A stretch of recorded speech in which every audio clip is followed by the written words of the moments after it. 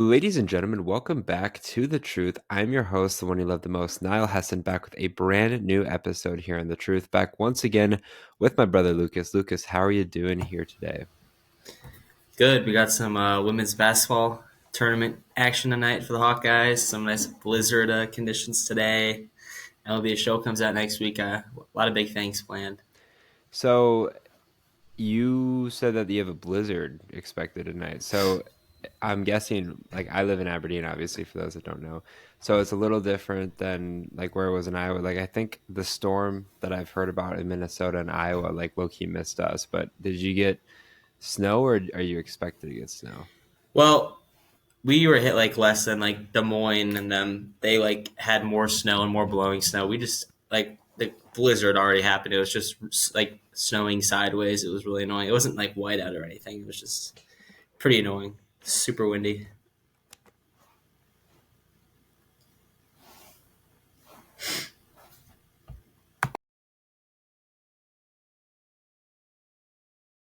Yes, I can hear you.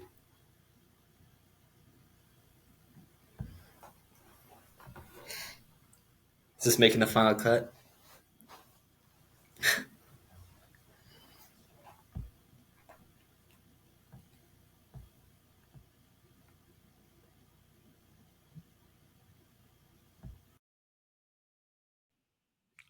Hey. Wow, no, I'm the leader. All right. Let's try that again.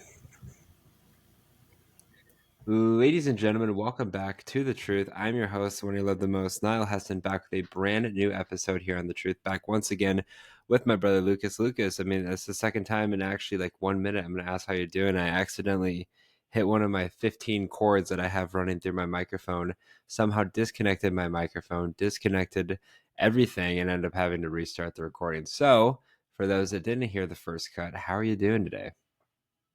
Good, good. I mentioned some snow action, some women's basketball action tonight. I'll be watching at 7:30 p.m. and there'll be a show coming out next week. Very excited for that. So a lot of big things happen. So obviously we kind of touched on the snow a little bit when we were recording the first time, but I didn't actually hear what you said because again, my whole thing was pooping itself. But so you guys got snow or you're expected to get snow? Well, we got like maybe an inch or two today, and it was just super windy, so it was like snowing sideways. And then mostly like central Iowa and southern Minnesota got hit more than we did. So Iowa State, I think, and you and I like moved class online. So, but we didn't because we never do for some reason. Yeah. And then I heard that have you seen the deep dive for Diamond Dynasty in the show yet? I heard it was I'm pretty very cool. excited. Yes, I watched the new modes they got going on. I'm somehow probably going to spend even more time on it this year. Hopefully, you actually play this year because I you did play for play like last year. I know no, but you play for like 2 months and then you stop. Well, because I get World Series every time and it gets boring. And then also, I don't know how I feel about like with the sets because I did like the sets to an extent, but I also think that this year, like when they release cards, they need to release them slower. Like they need to have like Like the power 99s. creep, yeah. So you They need want to them to be do at the that? end of They're the doing year. I that want this them to year. be So like where it's like, I want 99s like the last 3 months, probably of the year. that's what they're doing. So Okay, good. hopefully you're happy. The only 99 that I would actually understand though is the live series.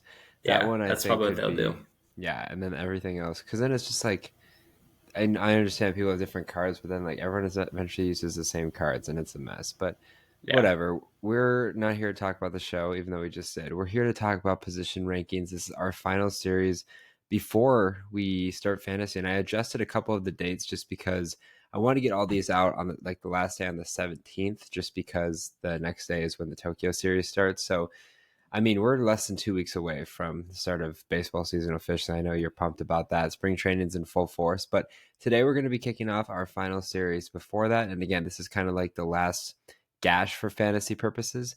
We're going to give you guys our position rankings for the 8 positions that we've done the 2 other series for. And today we're going to focus on starting pitchers. So how it's going to work is I asked Lucas and myself, I guess, to compile a list of 10 pitchers, 10 starting pitchers ranked 1 through 10. But instead of going through 1 through 10, I wanted to shorten the episodes. I know you guys really do appreciate that. So I've highlighted 3 players for Lucas, and I'll highlight 3 players for myself. Kind of like how we were doing with the 6 sleepers and 6 avoids. we're going to talk about those three players that we have selected in whatever position that they're in. So it'll make a lot more sense when we get going. But without further ado, Lucas, I believe I have your number one rank. So why don't you go ahead and talk about him? Yeah, number one ranked for me. I don't know. I guess I do know why I like this guy so much, but Tarik Skubal of Detroit, AL Cy Young Award winner last year. Something I really like about him is just has nothing to do with his game, but he went to Kingman Academy in Arizona, which is a fellow 2A school, so he played in the same division as my alma mater, GCA. So that's always cool, and of course, seeing him be an ace for the Detroit Tigers is pretty amazing.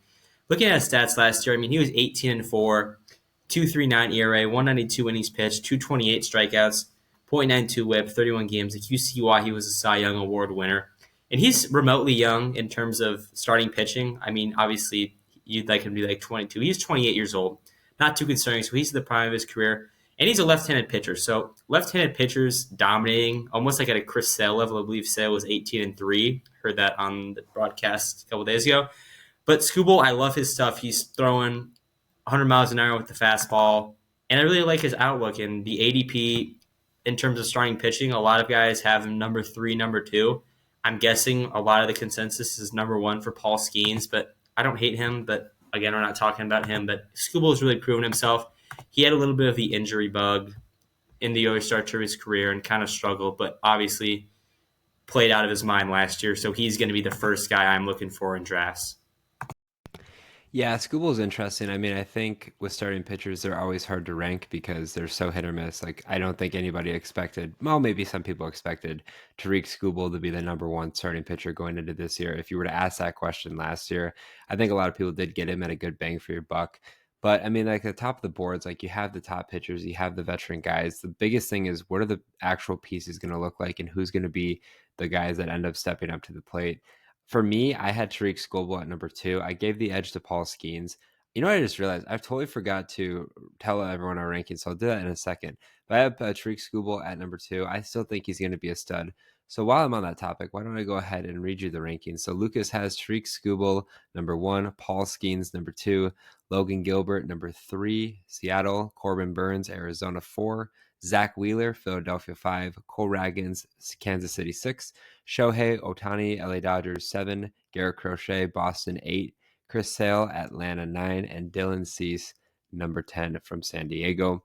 For me, I have Paul Skeens 1, Tarik Skubal 2, Corbin Burns 3, Zach Wheeler 4, Dylan Cease 5, Gerrit Cole 6, Shohei Ohtani 7, Pablo Lopez 8, Jacob deGrom 9, and Cole Ragans 10. I love how Lucas was laughing there. So yeah, that's my top 10. That's Lucas's top 10. Now I'll talk about the first guy I highlight on this list. It's the highest guy that I have between the two of us, and it's Dylan Cease at number 5.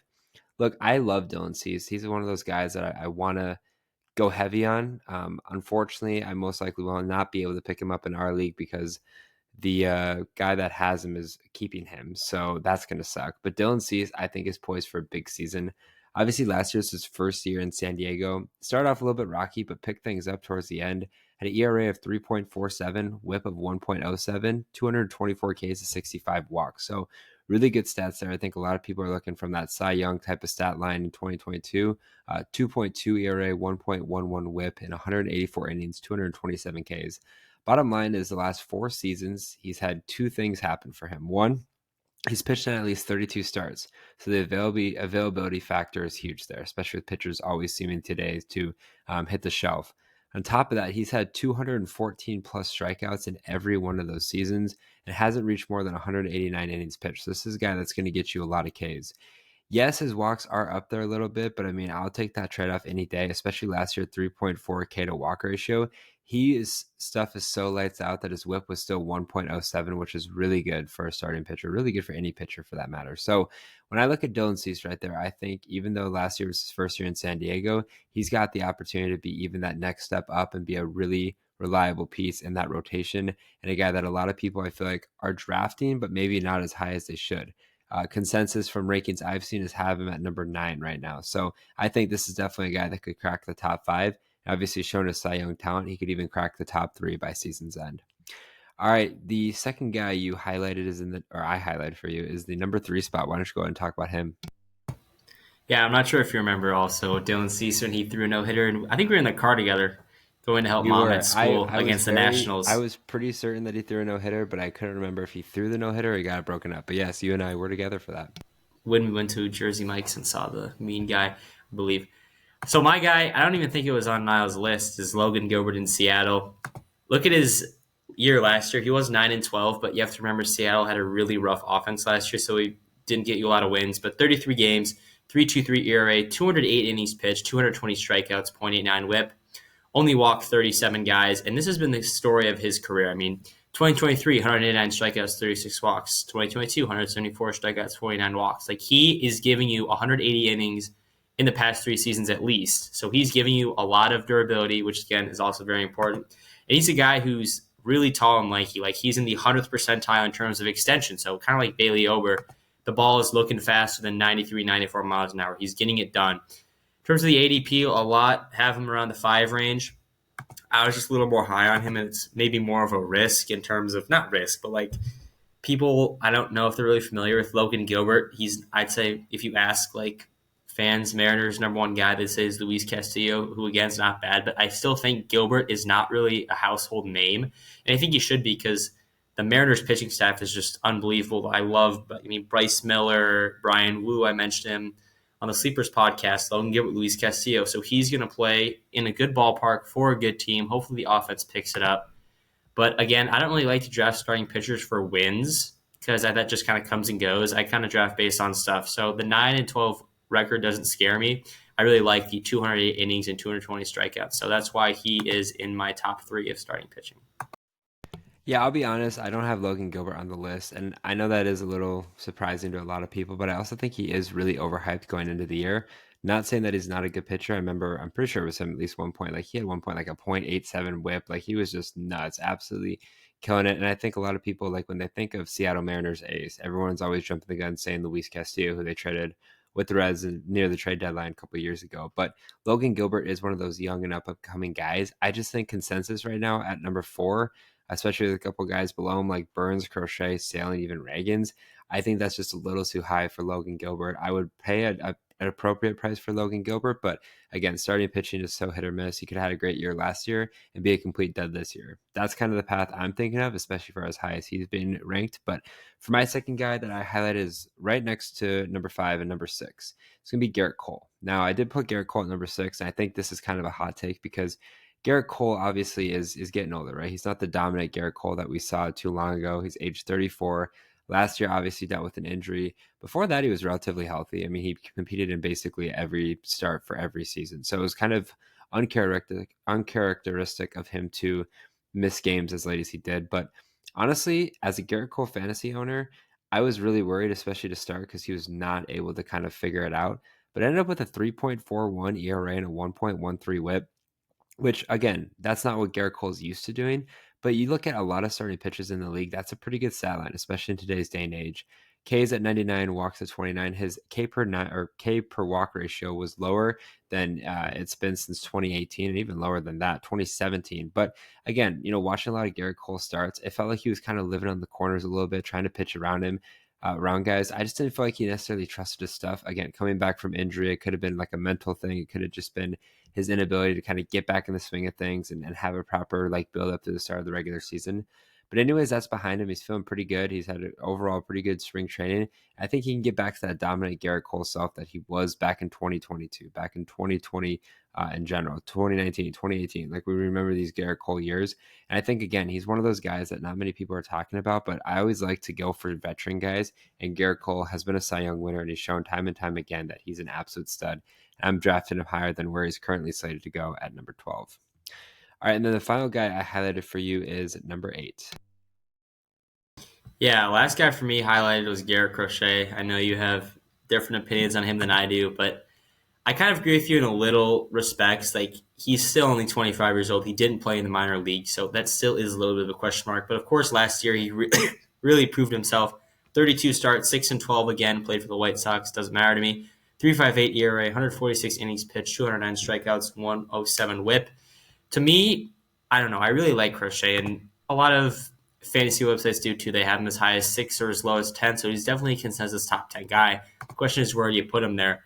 White Sox really just got rid of him at the winter meetings. I believe it was December because he didn't want to get traded unless he was extended or something weird. I don't remember how it worked for the White Sox, but something to consider is the fact that Crochet, that was his first year being a starter. I know that was it was announced and people were kind of surprised because Crochet again had never started a major league game, but 32 games started. I mean, he threw 146 innings, limited the effect against him, 222 opponent average, 209 strikeouts. So you know what you're going to get with Crochet. The question is, can he maintain what he did in the AL East? I mean, AL Central is a good offensive league, but can the AL East, can he manage that? Can he manage that in Fenway Park where the Green Monster's in left field and you got the pesky pole in right? Like, that's something to consider. But to me, Crochet, kind of similar to Skubal, electric stuff as a left-handed pitcher. He'll rack it up to 100 miles an hour. Doesn't really blow you away with off-speed pitches. He just relies on that fastball, and he gets the job done. This is a big year for him, and that's why I'm really high on him just based on how he did last year. And I feel like that's the appropriate way to do it. Like you have to base these rankings off of last year. I didn't feel confident in Crochet even when he was having success on that dismal Chicago White Sox team. Like I think that's where a lot of the recognition came from. Like he seemed to be the only bright spot on that team. And yeah, it was like a weird situation. Like obviously he didn't even go through the minor leagues. He just went straight up to the major leagues during that COVID season. It was like he wanted an extension. He didn't want to be there. It was like a weird situation. They end up having him go over to the Red Sox where he's at now. So I don't know. I just don't feel comfortable putting him in my top 10. Fenway is a way different place to pitch in than Chicago, and they're also going to be facing some more stiffer competition consistently. So not too sure how I feel about him, especially year one in that rotation.